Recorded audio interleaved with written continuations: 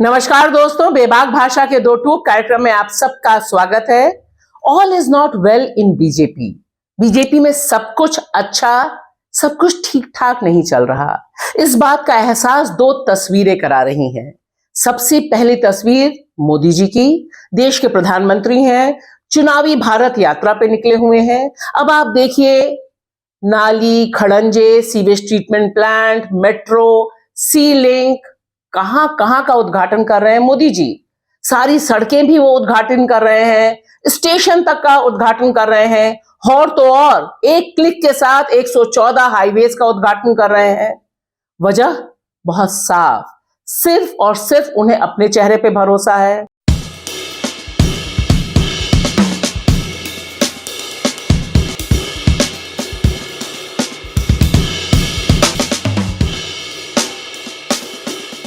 इसकी इंतहा तो तब हो गई जब वह पहुंच गए हरियाणा और वहां पर उन्होंने किया द्वारका एक्सप्रेसवे का उद्घाटन करते हुए उन्होंने बताया उस समय के हरियाणा के मुख्यमंत्री, क्योंकि अब तो उन्होंने बदल दिया, मनोहर लाल खट्टर के बारे में कि उनके साथ उनका बहुत पुराना रिश्ता है। दोनों एक ही दरी पर सोते थे, बाइक पर चलते थे और ना जाने क्या क्या क्या। सुनते हुए ही मुझे लगा कि कहीं यह खट्टर जी की कहानी खात्मा तो नहीं हो रहा है उसका।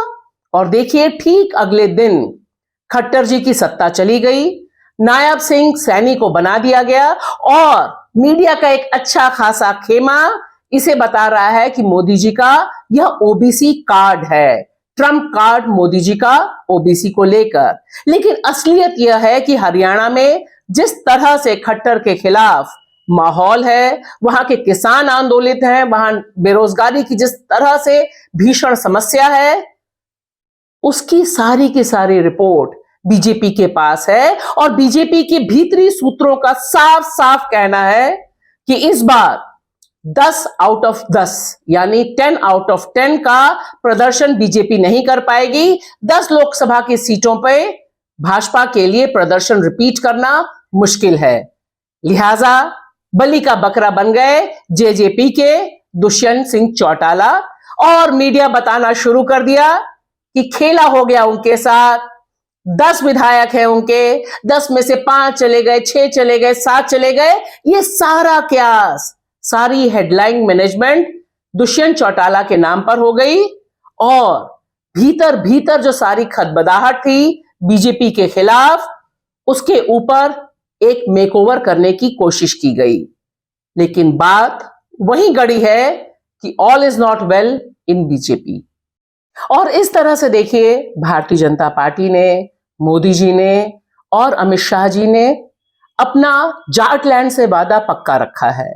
उन्होंने तय किया था कि इस जाटलैंड में किसी जाट को वो मुख्यमंत्री नहीं बनाएंगे और जाटों के भीतर जो असर्शन है उसे कंट्रोल करेंगे। लिहाजा खट्टर, जो पंजाबी खत्री थे, वह रहे मुख्यमंत्री और उसके बाद उन्होंने ओबीसी कार्ड खेलते हुए सैनी को बनाया है, नायब सिंह सैनी। नायब सिंह सैनी बहुत पक्के मजे हुए खिलाड़ी हैं, राष्ट्रीय स्वयंसेवक संघ से लेकर भारतीय जनता पार्टी में, और खुद बहुत करीबी माने जाते हैं खट्टर जी के। बताया जाता है कि खट्टर जी ही चाहते थे कि उन्हें जब हटाया जाए तो उनकी जगह नायब सिंह सैनी को बैठाया जाए। और इस तरह से जाटलैंड में एक बार फिर भारतीय जनता पार्टी ने नॉन जाट मुख्यमंत्री को बैठाकर यह बताने की कोशिश की है कि वह इस तरह से जो जातिगत समीकरण है उसे मैनेज करने में पूरा का पूरा विश्वास रखती है।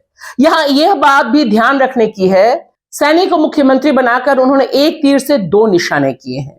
इससे हरियाणा के सैनी समाज ओबीसी कार्ड में अपनी पहुंच और पैठ तो मजबूत करने की कोशिश की ही है, साथ ही साथ जो वेस्टर्न यूपी का पूरा इलाका है वहां पर भी जो सैनी समाज का पूरा प्रभाव है और इस प्रभाव क्षेत्र में जो किसान आंदोलन आता है उसके भीतर भी सेंध लगाने की कोशिश की गई है।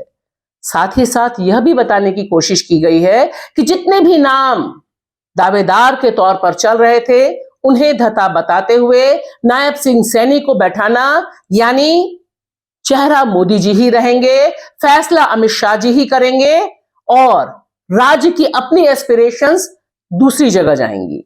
हरियाणा में बड़े पैमाने पे लोग यह कह रहे हैं, मीम्स बन रहे हैं, अलग अलग ढंग से लोग सोशल मीडिया पे डाल रहे हैं और भारतीय जनता पार्टी पर भी कटाक्ष कर रहे हैं कि 5 साल मार खाने के बाद अब गठबंधन तोड़ दिया खट्टर साहब ने। यानी 5 साल उसी जेजेपी की भरोसे उन्होंने सरकार चलाई। जैसा कि हम सब जानते हैं, भारतीय जनता पार्टी के पास यहां बहुमत नहीं था। 46 सीटें चाहिए, जिसमें 41 सीटें भारतीय जनता पार्टी के पास, जेजेपी के पास 10 विधायक, और यह गठबंधन सामने आया था। और जब इतने बड़े पैमाने पर इस सरकार के खिलाफ आक्रोश आया तो सारा ठीकरा फोड़ दिया दुष्यंत चौटाला और जेजेपी पर। और मीडिया ने भी देखिए किस तरह से खबर चलाई कि जेजेपी के साथ खेला हो गया। दरअसल खेला तो कहीं और हो रहा था, कहीं और हो रहा है।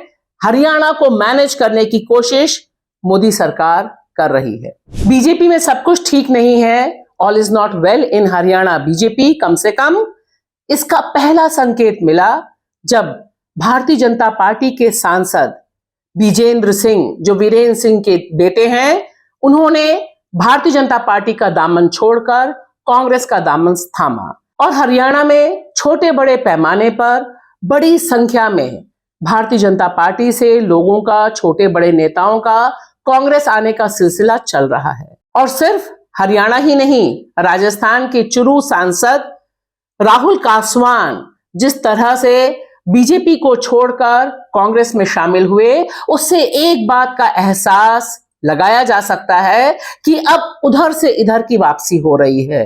वरना सारी खबरें यही बनती हैं कि कांग्रेस के लोग कांग्रेस का साथ छोड़कर भारतीय जनता पार्टी में जा रहे हैं। और यहां पर जब हिसार के यह भाजपा के सांसद कांग्रेस में शामिल हुए तो उन्होंने साफ साफ शब्दों में कहा कि भारतीय जनता पार्टी को लेकर जिस तरह से पार्टी यहां चल रही है, बड़े पैमाने पर पार्टी को इसका खामियाजा उठाना पड़ सकता है। सिर्फ वही नहीं, तकरीबन 2 महीने पहले दीपेंद्र हुड्डा ने भी इसी तरह का संकेत दिया था। और आज जब खट्टर जी ने इस्तीफा दिया, उन्होंने दोबारा बताया कि 2-2.5 महीने पहले उन्होंने तकरीबन इसी तरह की भविष्यवाणी की थी। आइए सुनते हैं दीपेंद्र हुड्डा को। बीजेपी के साथ जो जेजेपी का समझौता था, वो एक और समझौता हो गया, भ्रष्टाचार का जो समझौता तोड़ने का भी समझौता हो गया है। ये मेरी बात को समझ के अपने दिल में रखना। समझौता तोड़ेंगे बीजेपी के इशारे पे, आपके बीच में आएंगे।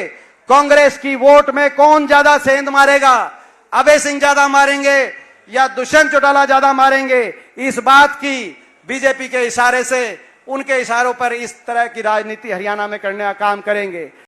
अब 2-3 अहम चीजें जिन पर ध्यान देना जरूरी है कि आखिर हरियाणा में बीजेपी इतना परेशान क्यों थी कि ठीक चुनाव से पहले इतना बड़ा रद्दोबदल करने पर उसे मजबूर होना पड़ा। 10 संसदीय सीटों पे 4 संसदीय सीटों में भारतीय जनता पार्टी के लिए स्थिति खराब है। इसमें पहला जो संसदीय क्षेत्र है वह है रोहतक, जहां से दीपेंद्र हुड्डा ने अपनी कैनवेसिंग, अपना प्रचार शुरू कर दिया है।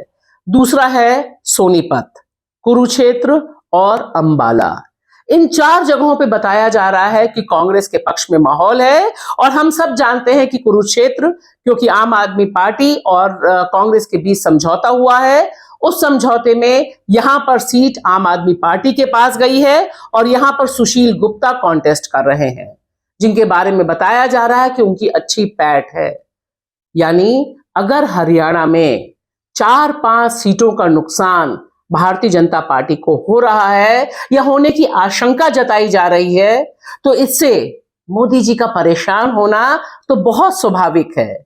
लिहाजा इसी क्रम में इस आशंका को भांपते हुए ही आखिरी क्षण में चुनावी घोषणा होने से ठीक पहले इस तरह का बड़ा चेंज, बड़ा उलटफेर हरियाणा में किया गया। क्योंकि यहां पर याद रखना जरूरी है कि इसी साल हरियाणा में भी, यानी 2024 में हरियाणा में भी विधानसभा के चुनाव होने हैं।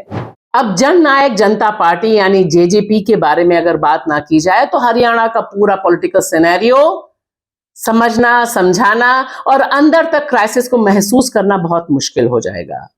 अब आप देखिए, इसमें सबसे ज्यादा नुकसान जेजेपी को हुआ।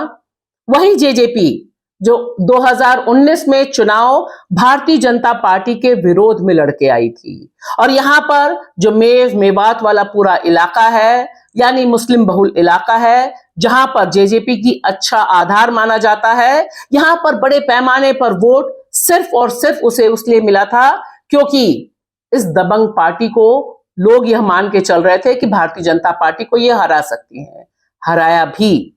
लेकिन देखिए, जो 10 विधायक जीते, उन 10 विधायकों का अगर विश्लेषण आप करें ध्यान से, तो 3 विधायक इनके कोर के हैं, जिसमें खुद दुष्यंत चौटाला हैं, नैना चौटाला जो उनकी मां है, और अनूप धानुक। बाकी जो 7 विधायक जीते दुष्यंत चौटाला की पार्टी से, उनमें से अधिकांश वे थे जिन्हें कांग्रेस से सीट नहीं मिली, कांग्रेस ने टिकट नहीं दिया, या फिर भारतीय जनता पार्टी से जिन्हें सीट या टिकट नहीं मिली। इसीलिए जब खबरें मीडिया में चल रही थी कि ये तमाम लोग खास तौर से राम कुमार गौतम को लेकर चल रही थी, तो लोग यह बताने की कोशिश नहीं कर रहे थे कि दरअसल यह भारतीय जनता पार्टी के ही नेता रहे हैं, उन्हें सीट नहीं मिली, इसलिए यह जेजेपी में गए। लिहाजा जेजेपी के जो पूरा आधार खिसका है, चाहे 6 जाएं, 5 जाएं, 7 जाएं, वह ऐसा होना ही था। यह तमाम कयास लंबे समय से चलाए जा रहे थे। अब सवाल यह उठ रहा है कि भारतीय जनता पार्टी के साथ जो क्षेत्रीय दल जाते हैं, उनका हश्र क्या होता है। यह एक बड़ा सवाल नीतीश बाबू के सामने भी है, वही पलटी बाबू के सामने, बिहार के नीतीश जी के सामने, कि उनकी पार्टी कब तक उनके साथ रहेगी, उनके विधायक कब तक उनके साथ रहेंगे, क्योंकि वहां पर भी इस तरह के खेला होने की आशंका जताई जा रही है।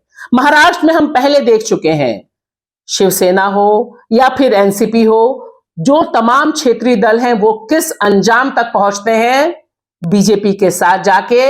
हरियाणा का यह उलटफेर सबसे बड़ा सबक इस संघीय ढांचे में इन क्षेत्रीय दलों के लिए है। शुक्रिया।